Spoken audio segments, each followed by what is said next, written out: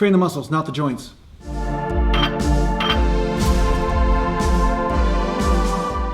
So welcome back to A Natural Gallant Bodybuilding, and today I'm going to talk to you a little bit about building legs. What do you call those trunks? That's legs right there. This is, what's that? What's that? Huh? There was somebody that just commented down below and they asked me, can you just build legs from high rep type training, especially since they had more of an endurance type training background. They were doing a lot of endurance sports and they found that their legs responded really well. And they asked me, is it possible for legs just to develop just from high reps? The thing is that this is going to boil down to mostly genetics for each individual. I think some people will respond better to high reps than low reps and vice versa. But I do think that you will never grow big legs, or at least unless of course your legs are already big before you start training, but you will have a real hard time building legs if you don't build strength and then work on the endurance with that strength. Okay?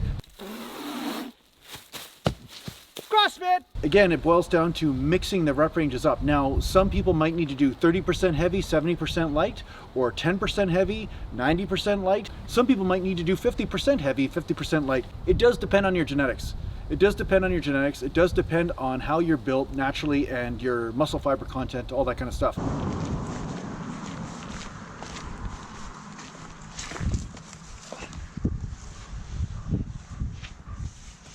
Yesterday was leg day.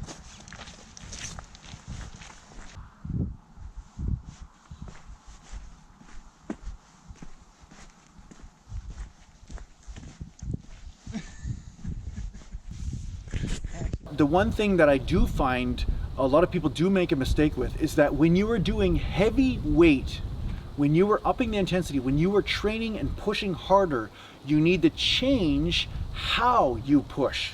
Now, it's important to understand that you might not notice that you need to change your groove when it comes down to some machine movements and so forth, but you will find a greater accountability to improper form. So say you're pushing off your toes on a leg press and that puts an exponential amount of pressure on the knees, you'll notice that you'll definitely have to make sure that you're pushing off the heels once you start using heavier weight. Now, even more so, this is even more important during movements that require counterbalancing, such as the squat. When you're squatting, you'll notice that as you use heavier weight, you're going to have to be more accountable to pushing in a way that is ideal for your body to keep it one piece. And if you're pushing off the knees too much, just bringing the knees over the toes, but you're not activating those hamstrings, you will notice that you're going to get an exponential amount of knee pressure and problems, and also you're not going to be as strong. So yeah, that's a quick tip for you. You're welcome. And what I mean by this is that you can push off the knees a lot more so with lighter weights.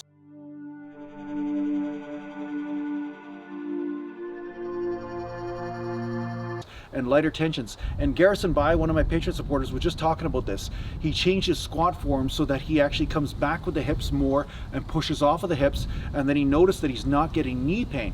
Well, this is the thing. The knees in general, okay, because again, we're going to find exceptions to every rule here, but in general, the knees are not meant as a power joint, you know, to be pushing off with all power. Most power happens around the hip. If you look at sprinters, most of the motion's happening around the hip. Deadlift, most of the motion is happening around the hip, and most of the tension is on actually the hamstrings and lower back. It's more on the hip extension.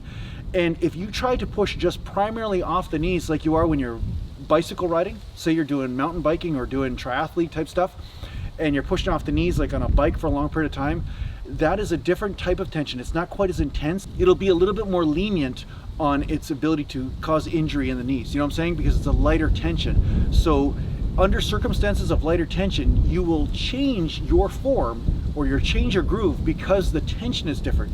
So once you start to up your weight and start to go into heavier weights, especially with squats and you know, movements that have a lot of counterbalancing and everything, you'll notice that your groove will have to change so that way you put more of that weight above the hip. Legs too big to walk right. That's how bodybuilders are supposed to walk. If your legs are big, you walk like that. There's a reason why powerlifters do this, is because they're working with heavy weights all the time, and if they put the weight above the knee all the time, if they just focused all that stress on the knees, they would end up with injuries. They would end up with a lot more injuries. That's why there's a lot of bend over in the way they squat. They bring a lot of the hip extension in. It's because this is also safer for the joints in the long run, and it really is a more natural way of moving. It really is a more natural way of moving. And I've worked with lots of people, And like I said, there are exceptions. Some people have really short femurs and they find that squatting ass to the grass is perfect for them. You know, the Tom Platz types. I would say, okay, if your knees are made of stone like that, then you are one of those exceptions to the rule.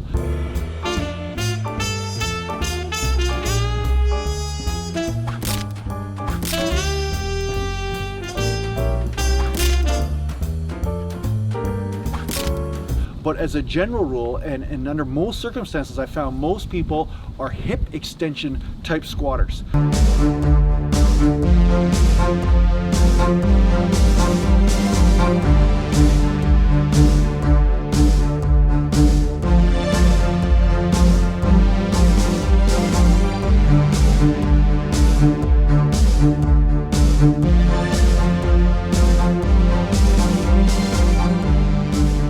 How does this relate to you building big legs?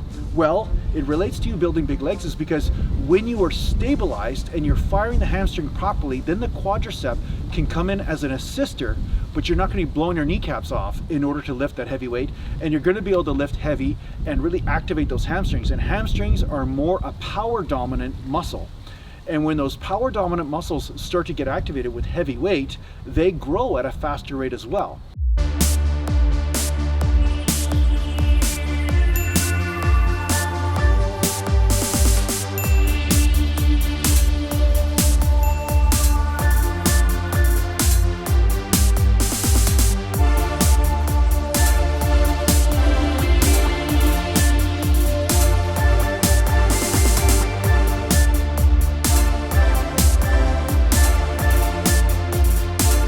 So a lot of guys would always be talking to me about why is my hamstring development so good? Well, yeah, some genetics is in order there. I do have some decent genetics, but a big part of it was that I was a hip squatter, not a knee squatter. So I was naturally bringing in those hamstrings, and hamstrings are a very power dominant muscle, and power fibers, fast twitch fibers, have a tendency to grow and tear down easier, but they also have a capacity to grow and get bigger at a faster rate.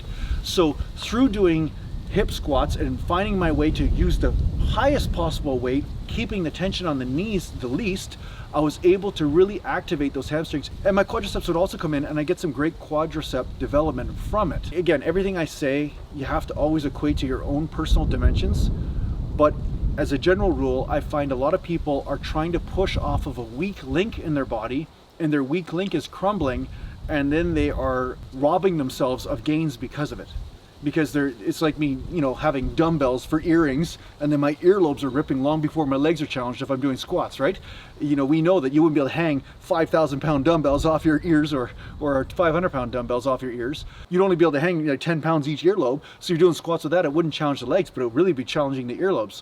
So it's the same thing with the knees. If the knees are a weaker joint than the hips, and you're putting all your weight above the knees, like you are in your endurance sports, you're going to be shortchanging the type of weight or the amount of weight that you can be using. So this will keep you from getting leg gains. Another way that people shortchange themselves with leg gains is that they do too excessive a range of motion so that their lower back becomes the weak link at the bottom. They go really deep so that when they're coming out of the hole, their lower back is basically getting fatigued long before their legs ever get fatigued. And at the end of the workout, their back is totally strained, but their legs are not even challenged. Jumping down there would be full range of motion, like the full range of the motion for jumping off the mountain, but I think it would be detrimental to you. I don't think there's going to be any gains in it, so just you know, just don't try that. Pretty sure Black Panther could do it, or Spider-Man, but I'm going to honor my own limitations in this. You're noticing that your leg training is going so much better now that you changed the range of motion and everything? So yeah, so I shortened the range of motion, took Jason Gallant's experience into it. So shorten the range of motion. The best advice was basketball player not going down ass to grass to dunk, more so using that power range. So I was able to load more weight on the bar and squat heavier, and now my legs have really taken shape. yeah, and so now you're sufficiently crippled. Now I'm crippled, yes, but it feels good being crippled. So you can't walk around in jeans anymore, that's good. You can't walk around, you can't go up Promontory Hill in a pair of jeans anymore because your hamstrings swell up. That's good, yeah, good. So if you're crippled, that means you're doing the right bodybuilding stuff. It must be, yeah. Okay, good, okay. I always tell people, it's not about how much you can lift, it's how much you look like you can lift. Oh, there you go. Okay, oh, good, we got that done. That's perfect. I think the range of motion is perfect. Keeps the tension on the hamstrings, the butt, and the quads the whole time. Because he's doing a little bit of low bar, it's taking some of the tension off the lower back, so it really is good for burning out the legs. So you have to work with what is going on in each individual rep. Find out what muscle groups or what areas are hitting failure. And if you're noticing that your lower back's hitting failure, or just your medialis, right here, quadricep close to the knee, if that's hitting failure long before the belly of the muscle is hitting failure, you might be getting some great development in that one area, but you're probably shortchanging yourself with the other areas. So you want the overall belly of the muscle to be hitting failure, not just one small part. Right? So you don't want to be putting all the stress just in one small area and then that dictating whether you can continue the set or not. So you want to hit the overall muscle. So that's why, you know, some people say, you know, certain reps, oh, there's such ego reps and there's stupid reps and it's just dumb because you can lift more weight doing it that way. Well, yeah, sometimes you can lift more weight because you're recruiting more muscles to be able to lift the weight. You're not stimulating a small little muscle group or overstretching a certain area, and you're basically able to continue the set and fire more muscles at once. So you're at a strategic advantage. You know what I'm saying? You're at a mechanical advantage to be able to do the set properly. And yeah, in my experience, that has actually helped gain muscle more often than not. Now, of course, you have to do this safely. If you go too heavy too often, or if you bounce the weights around ballistically, all this kind of stuff, you can end up with more injuries because, yeah, you do end up using more weight. I guess my principle number 2 is don't be afraid to find the right range of motion that stimulates the overall muscle that you want to hit instead of just overstimulating just a small area or a weak link in your body. This boils down to finding out what your body composition is like, finding out what your own individual movement pattern is like, and finding out whether your flexibility is an issue muscularly or whether it's just a structure thing. Maybe your hip joint's built a certain way. Maybe your femur to lower back ratio is a certain ratio that doesn't allow you to be doing ass to the grass squats, right? Because if you're doing an ass to grass squat and it's not the right squat for you and you have to round your back to do it, guess what? Your lower back is going to become an issue long before your legs really start to hit some gains, really hit failure to get gains, right? So you have to take these factors into account. Do you ever feel like you're being followed? You don't really, it's almost like there's a presence behind you. But you know you're just insane just thinking that somebody's behind you. Like, why would anybody be following you? I mean, out in the middle of nowhere, like nobody's there. Why would somebody be following me? That's how these subconscious fears come up, you know? You have these intuitive nudges, like somehow you feel like you're afraid because you're in the forest and it's all scary and you're like, ooh, somebody's following me. But of course it's just stupid. It's just like, just unconscious fear. You don't have to worry. Dogs are probably barking at something that's not really a big deal, like not a bear or grizzly bear or murderer or something. I gotta go. Now, the other thing people don't do is they underestimate how much doing one-legged movements can really help stimulate different parts of their muscles. One of my Patreon subscribers just came out to visit, and Jen, her name is, so hey Jen. So Jen basically was telling me that once she started doing squats with the form that I talked about, and then she basically started doing one-legged squats and one-legged lunges, she noticed that her legs would blow up.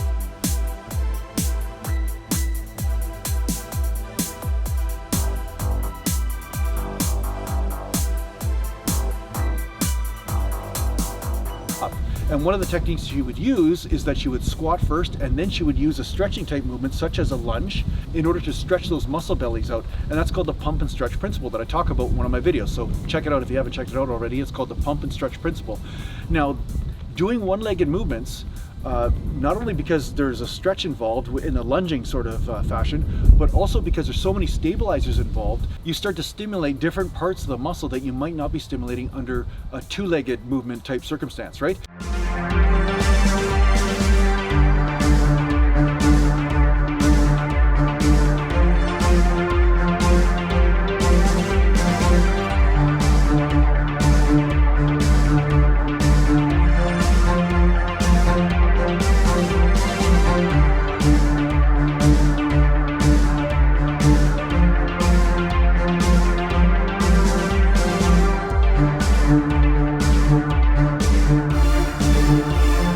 Make sure you bring in one-legged movements quite a bit, and just because you're not moving as much weight doesn't mean the muscle's not working twice as hard, because it has to balance as well as fire. Now, I've talked about doing machines versus free weights, and it's not like free weights are always better, because once again, if you're balancing, Now the balance muscles become the weak link, not maybe the prime mover. So that's why you'll see me do one-legged squats free weight, and then you'll see me do one-legged squats in a walking lunge type of movement with the barbell on my back. And then you'll see me doing one-legged squats on a Smith machine, because now my stabilizers aren't being used quite as much, and I could focus on just using the prime movers to get that set deeper into failure.